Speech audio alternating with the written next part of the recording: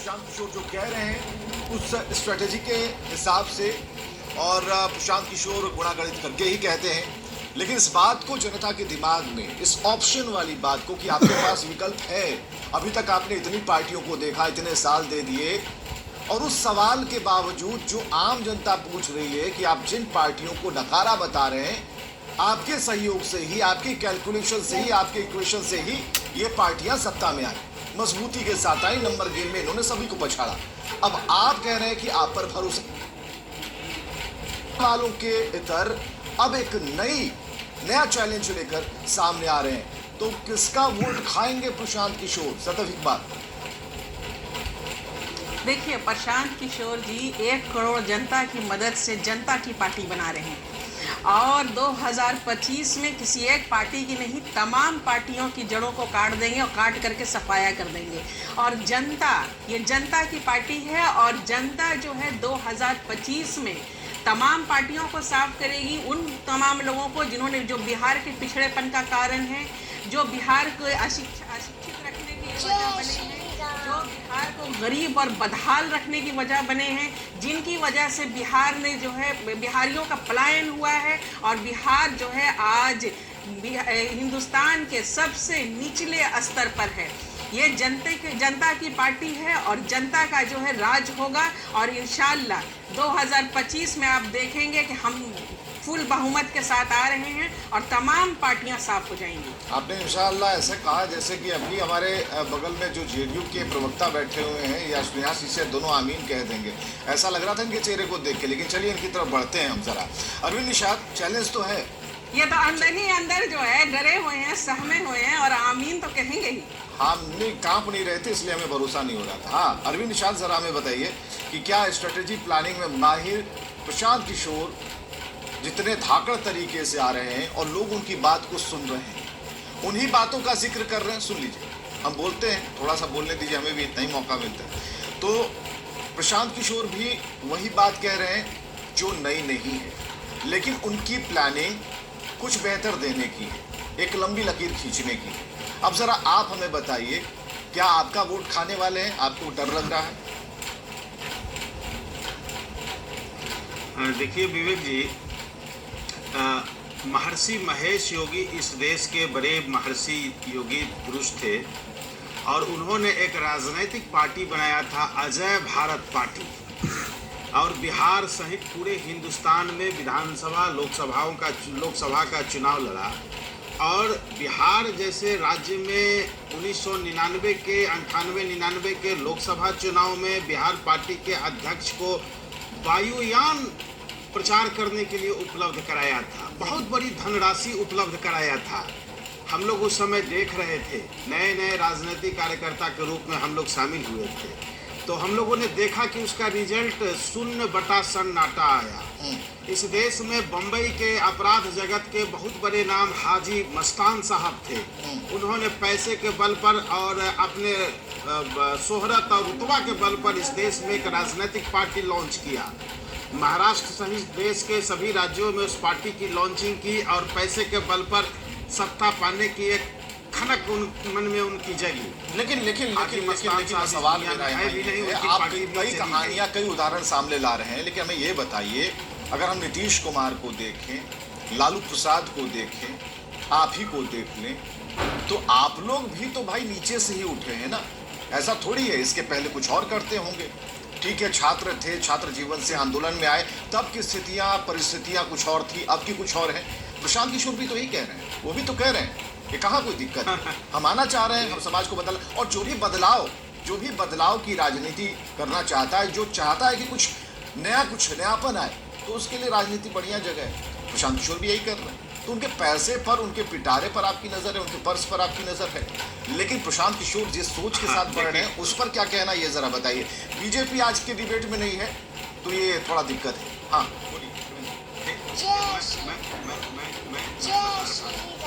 आदरणीय नीतीश कुमार जी सहित अन्य लोग, लोकनायक जयप्रकाश नारायण के नेतृत्व और मार्गदर्शन में युवाओं का, छात्रों का एक व्यापक देशव्यापी आंदोलन हुआ था। उसमें से तप करके निकले हुए राजनेता के रूप में लंबी अवधि तक उन्होंने बिहार और देश में सेवा की। तब 1993 में उन्होंने एक पार्टी के भी तो सेवा ही कर रहे थे, समता पार्टी के रूप में, और आज वह पार्टी बिहार में सत्ता में है। इनकी कौन सी राजनैतिक सफर है, इनकी पहचान क्या है, मुझे बताने की जरूरत नहीं है।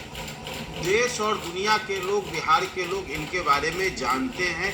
सत्ता की हवस है कोई राजनीतिक पहचान नहीं है, प्राप्ति की कोई राजनीतिक सफर नहीं है।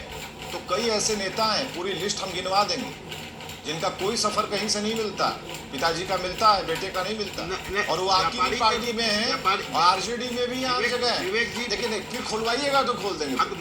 नहीं, आप बोले का हाथ, मुझे बोलने दीजिए, बोलने दीजिए। हाँ, मुझे बोलने दीजिए। इनकी पहचान एक व्यापारी, सफल व्यापारी, मैं जरूर कह सकता हूँ कि एक सफल व्यापारी और रणनीतिकार के रूप में हो गई है, बन गई है। मुझे इस बात से कहने में कोई इनकार नहीं है कि ये सफल व्यापारी आज की तारीख में है जरूर। लेकिन कौन सी इनकी राजनीतिक आंदोलन है भाई? ये सत्ता की लिप्सा में है, सत्ता प्राप्ति में है। और मैं आपको बता दूं, जब हमारी पार्टी में तो आंदोलन का हिस्सा है। अगर आप लोगों के खिलाफ प्रशांत किशोर खड़े हैं, 10 सेकंड ताकत दिखा रहे हैं, ये खुद में आंदोलन। सर विवेक जी, 10 सेकंड। जब हमारी पार्टी में इनको राष्ट्रीय उपाध्यक्ष का दायित्व दिया गया था, तो उस समय ये इतने जल्दी में थे, इतने ये रफ्तार में थे कि ये अचानक चाह रहे थे कि मुझे पार्टी का सर्वे सर्वा बना दिया जाए। जब यहाँ इनकी दाल नहीं गली तो कांग्रेस पार्टी को इन्होंने संपर्क किया।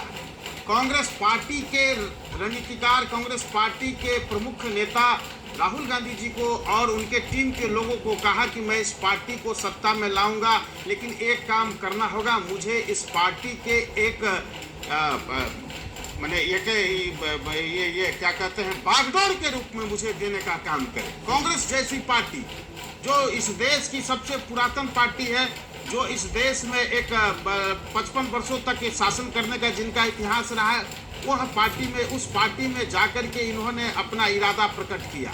तो सत्ता लिप्सा, चाहे पार्टी की सत्ता हो या अच्छी बताइए, राज्य स्तरीय जो सत्ता संचालन मतलब केंद्र हो उसकी सत्ता। नहीं, बिना मतलब के कोई आता है क्या जी?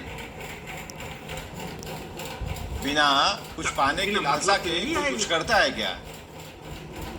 क्या बात कर रहे हैं? यही तो है।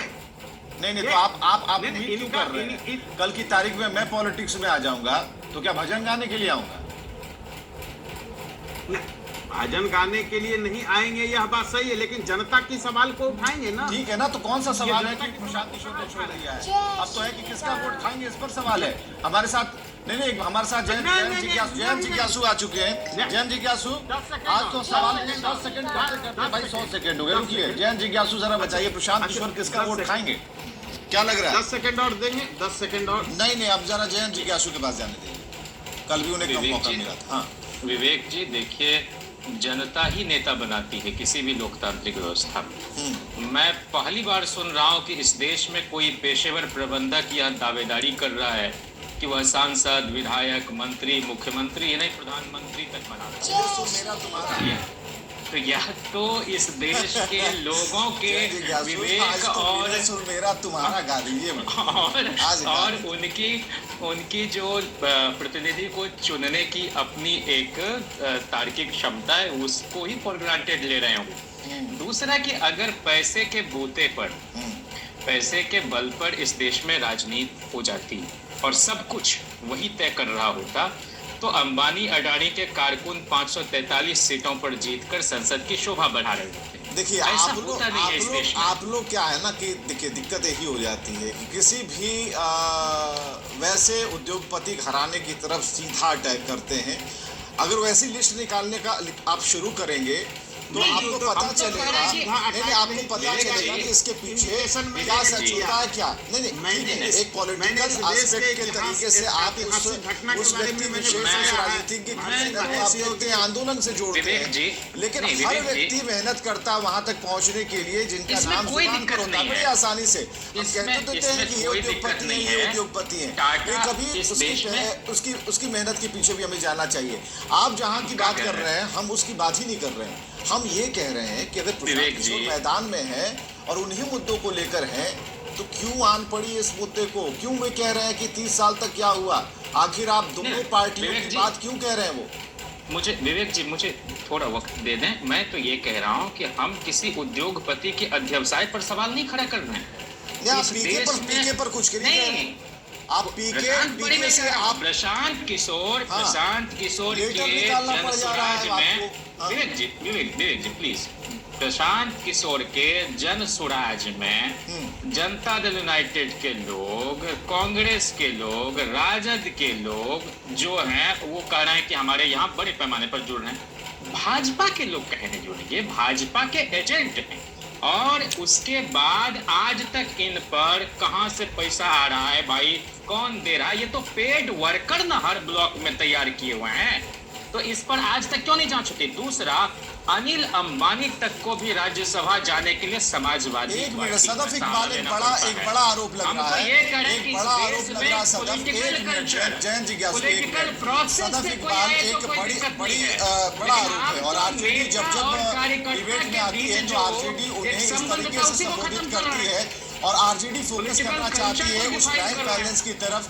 उस फंडिंग की तरफ जहां उनका इशारा होता है। आप समझ पा रही होंगी। सदफ हमें जरा ये बताइए, ये सवाल आपके सामने आएगा, निरंतर आएगा, 2 अक्टूबर को भी आएगा और पार्टी बन जाने के बाद जब आप लोग मैदान में होंगे तब भी आएगा, इसका क्या जवाब है। देखिए, इसका जवाब ये है कि इन लोगों की इस तरह की बातें जो है इनकी घबराहट को, इनकी परेशानी को ऐसे लोग आते जाते रहते हैं कि प्रशांत किशोर तो इनका जो वोट बैंक, ये जेपी की धरती है, कर्पूरी की धरती है,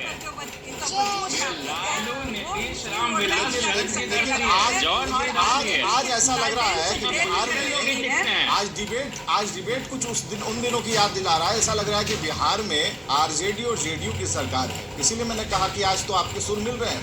पीके का भय दिख रहा है भाई, पीके जो एस्टैब्लिश करना चाह रहे हैं वो दिख रहा है। चाहे लालू प्रसाद जी हो, नीतीश कुमार जी हो, रामविलास पासवान जी हो,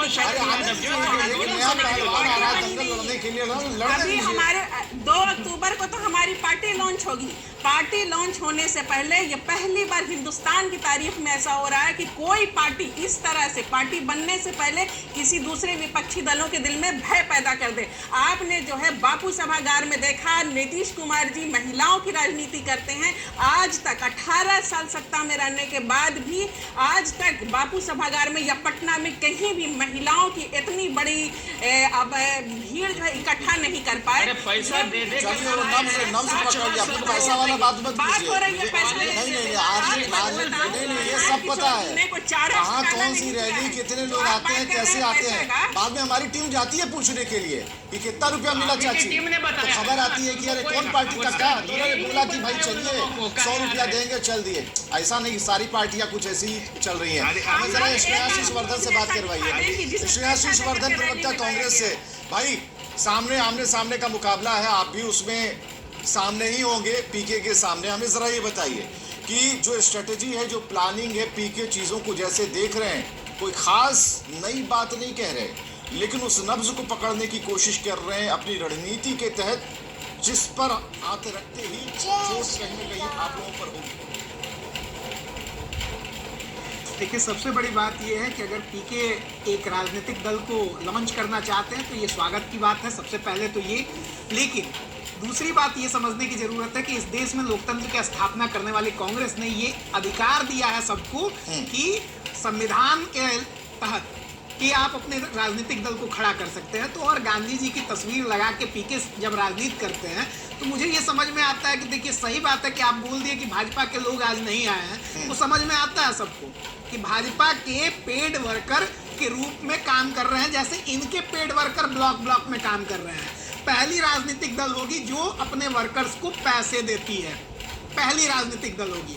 और दूसरी बात मैं क्या देना चाहता हूँ, मैं भी बक्सर से आता हूँ, बक्सर के ही रहने वाले हैं, मैं एक चीज बताना चाहूंगा कि बक्सर में कितने लोगों को आपने रोजगार दिया है। आप अपने क्षेत्र के लोगों को रोजगार नहीं दिए, चल दिए पूरा बिहार का कल्याण करने। थोड़े दिन पहले बंगाल का करते थे, दिल्ली जाके करते थे, यही सवाल तो पीके भी कर सकते हैं, किए हैं। यही सवाल तो पीके भी कर सकते हैं कि भाई आप लोग इतने दिन से गद्दी छोड़ ही नहीं रहे हैं, नया क्या है, कभी वो कभी हम कभी तुम ऐसे गद्दियां बदल रहे हैं। नया आप लोगों क्या ने है, कितना लोग क्या आपके साथ सृजन किया, ये तो जुड़ते सारा हैं। पीके भी पूछ सकते हैं। विवेक जी जुड़ कौन रहे हैं? भाड़े के योद्धाओं से क्या कभी लड़ाइयाँ जंग जीती जाती है क्या? भाड़े वाला के कौन लेकर योद्धाओं नहीं को आता लेके है आ रहे हैं, दूसरे दलों से लेके आ रहे हैं। क्या आप में अच्छाई रह गई? क्या आपने आम लोगों की बात करी? वो इस दल में था, टिकट नहीं मिला, उस दल में जाएगा, जनसुराज में जाएगा, टिकट लेकर चुनाव लड़ेगा, जनता वही रह जाएगी। किस दल में ऐसा नहीं होता? आप चाह रहे हैं कि सामने वाला राम बना रहे, आप चाह रहे हैं कि सामने वाला एकदम शुद्ध रहे। की भागीदारी खत्म, यहाँ नेताओं की भागीदारी रहेगी और पीके भी वही है। भारतीय जनता पार्टी के पेड वर्कर जैसे ओवैसी साहब हुआ करते हैं, वैसे ये भी बिहार में आ गए कि जरा सुनते हैं, पॉइंट पर बात कीजिएगा जयंत। हाँ, प्रशांत किशोर किसका वोट खाएंगे? आपको आपके अंदर डर है, क्यों डर है? विवेक, अगर नहीं है तो क्यों? अब विवेक जी, आप सबकी बात करते हैं और सब तटस्थ भाव से सुनते हैं। मेरा ये कहना है कि प्रशांत किशोर इस तरह से बात करते हैं जैसे आसमान में कोई सीढ़ी लगने वाली। ये हैं क्या रे भाई? और मीडिया जो 24 घंटे इनके मुंह में माइक खोचारे रहती है, किस कैपेसिटी में? क्या एक स्ट्रेटेजिस्ट के कैपेसिटी में, एक कैंपेनर की कैपेसिटी में, एक प्रबंधक की कैपेसिटी में, एक बिचौलिया की कैपेसिटी में, एक मध्यस्थ की कैपेसिटी में? बिहार में राजनैतिक अपसंस्कृति बढ़ेगी। मैं पॉलिटिकल कल्चर को लेकर कंसर्न हूँ कि किसी भी पार्टी में एक प्रोसेस है, नर्चर होके लोग आते हैं, नर्सरी है, उसमें छात्र राजनीति से लेके आप अगर किसी को ये कहेंगे कि इतना रुपया देंगे तो एक दिन काम करो, दफ्तर आओ, पोस्टर लगाओ, होर्डिंग लगाओ, ये तो विचित्र बात हो रही है। तो कॉर्पोरेट कल्चर की आमद हो रही है पॉलिटिक्स। तो आप पार्टी को आप कैसे देखते हैं? दूसरा, ये एक बेईमान आदमी है। नहीं, आप पार्टी को फिर कैसे देखते हैं? आप नहीं, आप शाश्वत गौतम का नाम सुने? आप नाम की कोई पार्टी है ना भाई, कैसे देखते हैं आप उसे? तमाम सब आंदोलन करके ही आएगा। क्या बोले? नहीं, आप पार्टी जो है उसके बारे में क्या ख्याल है आपका? हम तो कह रहे हैं आपसे कि किसी भी पार्टी की कुछ बनने की कुछ बुनियादी शर्तें होती है, उसमें पॉलिटिकल वर्कर काम करते हैं। आम आदमी पार्टी में पेड वर्कर नहीं है, वेतन नहीं वहां दिया जाता है, रेम्यूनरेशन नहीं दिया जाता है। लेकिन यहाँ तो शुरुआत ही इसी तरह से हुई है और गाली गलौज करते हैं। मैं कह रहा हूँ, एक चुने हुए मुख्यमंत्री के लिए उनकी भाषा क्या होती है, एक उप मुख्यमंत्री के लिए उनकी भाषा क्या होती है? तुम ताम करके आप राजनीति करेंगे। राजनीतिक लोगों को तो समाज भी देखता है कि भाषा को कैसे बरतना है, लोक लाज के साथ, लोक मर्यादा के साथ कैसे चलना है। क्या जेपी की धरती पर ये और बापू ने तो जो कहा 7 सामाजिक पाप के बारे में, बापू तो बहुत विनम्र आदमी थे। वो तो कहते थे सदा सत्य बोलो, सदाचरण करो, इच्छाओं को कम करो, लोग तो बोलने वाले की संस्कृति को रोको। ये कैसा आदमी, एक लखेड़ा आदमी आ गया है बिहार में। आप पार्टी बनाओ, आपका हक है, दुनिया भर में राइट यूनाइटेशन के लिए राइट हुई, लेकिन क्या कर रहे हैं?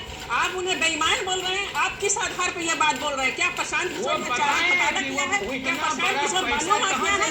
क्या प्रशांत किशोर शराब माफिया है? को बताएं कि भारतीय जनता पार्टी की सरकार उन पर क्यों नहीं छापेमारी कर रही है?